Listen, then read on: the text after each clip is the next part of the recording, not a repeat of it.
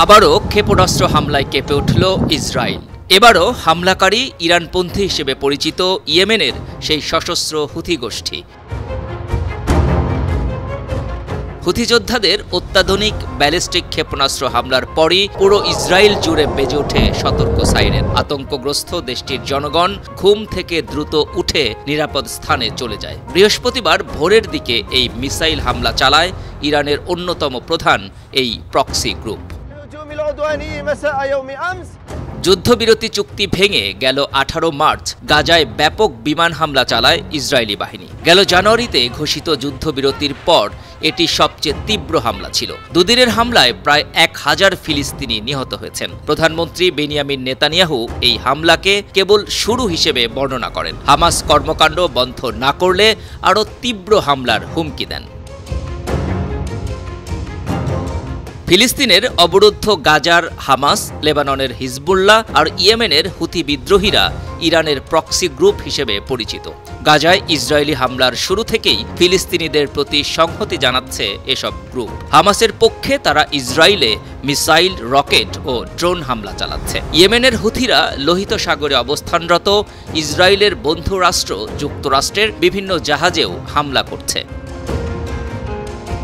চলতি বছরের জানুয়ারির মাঝামাঝি সময়ে ইসরায়েল হামাস যুদ্ধবিরতির কারণে হামলা বন্ধ রেখেছিল ইয়েমেনের বিদ্রোহী গোষ্ঠীটি। কিন্তু শনিবার যুক্তরাষ্ট্র ইয়েমেনে ভয়াবহ হামলা করে। জবাবে তারা ইসরায়েলে আবারও ক্ষেপণাস্ত্র ও ড্রোন হামলা শুরু করে। বৃহস্পতিবার ভোরে ইসরায়েলবাসী আবারও দেখল হুথিদের ক্ষেপণাস্ত্র হামলা।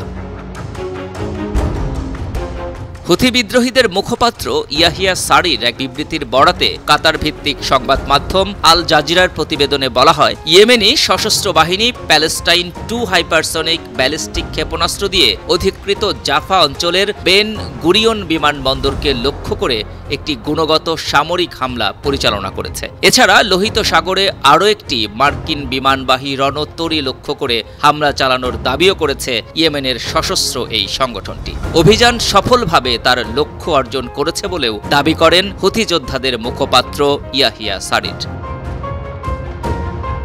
তবে ইয়েমেনের হুথি বিদ্রোহীদের ছোড়া ক্ষেপণাস্ত্রটি নির্দিষ্ট লক্ষ্যে আঘাত হানতে পারেনি বলে দাবি করেছে ইসরায়েলি সেনাবাহিনী। সোশ্যাল মিডিয়া টেলিগ্রামে ইসরায়েলের সেনাবাহিনী বলছে তারা ইয়েমেন থেকে ছোড়া একটি ক্ষেপণাস্ত্র প্রতিহত করেছে। ক্ষেপণাস্ত্রটি ইসরায়েলি ভূখণ্ডে প্রবেশের আগেই প্রতিহত করা সম্ভব হয়েছে।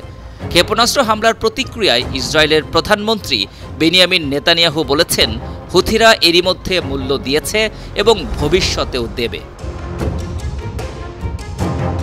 এদিকে ইয়েমেনের হুথি বিদ্রোহী গোষ্ঠীর শিকড় উপড়ে ফেলাসহ সম্পূর্ণরূপে নির্মূল করার হুঁশিয়ারি দিয়েছেন মার্কিন প্রেসিডেন্ট ডোনাল্ড ট্রাম্প। একই সঙ্গে ইরানকে আবারও হুথি গোষ্ঠীর প্রতি সামরিক সমর্থন বন্ধ করার আহ্বানও জানান তিনি। সোশ্যাল মিডিয়া প্ল্যাটফর্ম ট্রুথ সোশ্যালে এক পোস্টে ট্রাম্প বলেছেন, হুথি বর্বরদের ব্যাপক ক্ষতি করা হয়েছে, সামনে তাদের অবস্থা আরও খারাপ হবে। এটা একটা সমানে সমানে লড়াইও নয়, কখনো হবেও না, তাদের পুরোপুরি ধ্বংস করা হবে। আন্তর্জাতিক ডেস্ক, 52 টিভি।